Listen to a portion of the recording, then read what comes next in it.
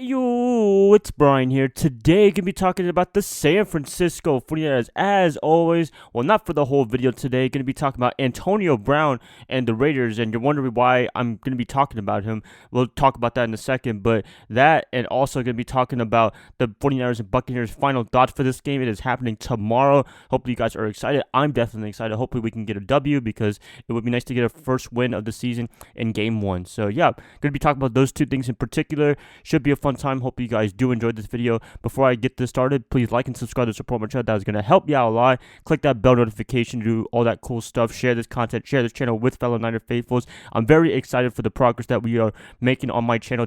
About 2130 subscribers as of this video, so that is amazing.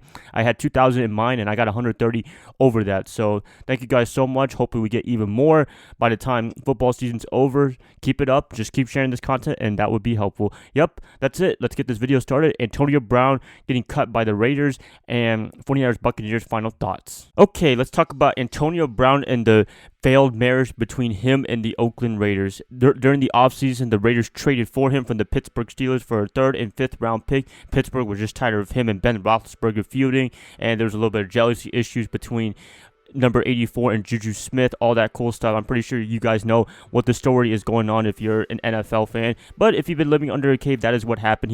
He was with Oakland earlier today, but he wanted to get cut, and the Raiders actually granted his wish, and he got cut. Never played a regular season game for them, which is very disappointing. But hey, it's a laughable thing for us people in Niner faithful because we were about to try to get him some way, shape, or form because at that time we didn't have Deebo Samuel, Jalen Hurd, anything like that. We were looking for a dominant number 1 receiver, and he was on the market. We were almost probably about to try to give a 1st or 2nd rounder. I don't know what John Lynch was saying. I think he preferred Odell, but Antonio was definitely on the table, in my opinion, based on everything. But luckily, we didn't go for him, and you know, for us in San Francisco, we should ask the question, would the situation in Oakland be the same in San Francisco? I actually don't know. I can't really answer that question for you guys because the structure for each team is very different. I don't know how Kyle Shanahan would handle Antonio Brown, like John Gruden handled Antonio Brown. Also, Mike Mayock, the general manager of the Raiders, he had a big feud with Antonio a day or two ago before this whole transpiring news that happened. So I don't know if Lynch and AB would be clashing or anything like that. So it's a lot of variables and very different situations for both teams. And I think for San Francisco personally, it might have worked out, it might have not, but we'll never know because we never got him during the offseason. But for me personally, I think it would have been a better situation than the Raiders, to be honest with you, just because I think San Francisco were a little bit better maybe. I mean, last year we destroyed them like 36-3 or something like that on Monday Night Football with Nick Mullins starting his first game ever. So, you know, that was a pretty good situation to see last year. I'm pretty sure all you guys were happy that we beat Oakland. Hey, if we went 4-12, at least we beat the Raiders. It's a good season.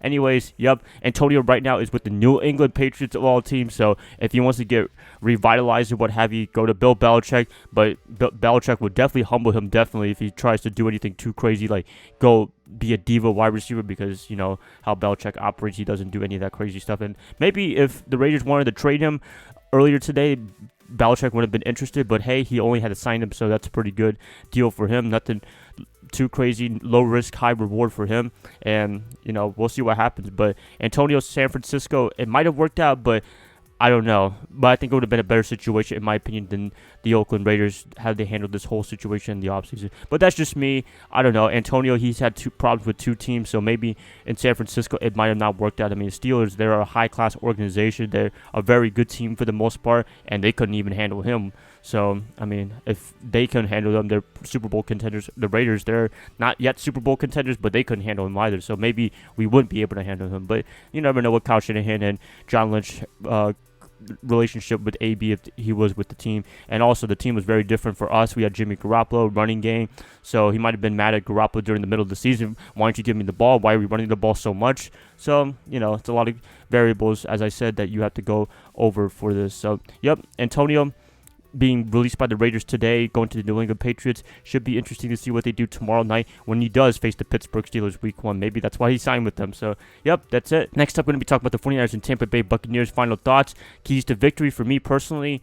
Definitely pass rush Jameis Winston. Put a lot of pressure on him if you're the defensive line. I'm pretty sure they're going to have a good day. In my opinion, Tampa's offense is not that strong in terms of the offensive line because Bruce's offense, there's not a lot of protection, to be honest with you. And I think the guys that we have on the talent-wise on our roster, it looks amazing. You look at DeForest Buckner, D Ford, Nick Bosa is going to be making his debut as in the NFL. Also, the nice role players of Solomon Thomas, Eric Armstead, Sheldon Day, Ronald Blair. Those guys, I think they're going to have a pretty good day against the O-line. And if you want to talk about having a decisive victory, that would be it right there. Is our defensive line pounding their offensive line, winning in the trenches, and that would be a recipe for success. Also, the running game, I think we could do a pretty good job against Tampa. We have two running backs, two kind of different running backs, I guess you want to call it, Matt Breida and Tevin Coleman. If they could just run through Ndamukong Suh, Vita Vea, all those guys, then I think that's going to be a good day as well. And the 49ers, they do like to run the ball a lot. I mean, look at Kyle Shanahan, Bobby Turner's history today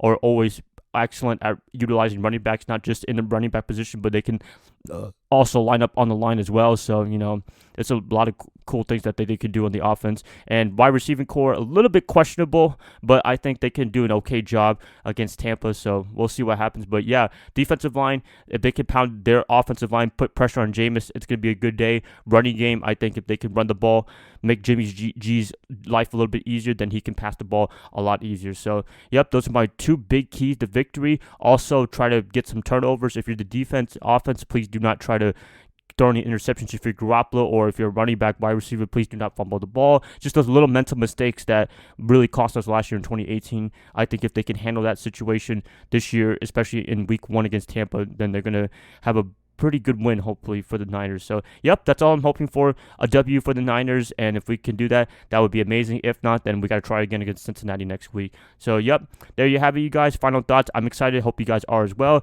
Please let me know everything in the comments below, from Antonio Brown and the Raiders' terrible marriage all the way to final thoughts between this game for the Niners and Bucs. I like to hear what you guys have to say, as always, and I'll catch you guys up probably tomorrow after the game. Hopefully, I can be a happy guy, not a sad guy, so to be winning. I'll see y'all then. Bye, guys. Love y'all. Y'all have a great rest of your day. Go Niners all day.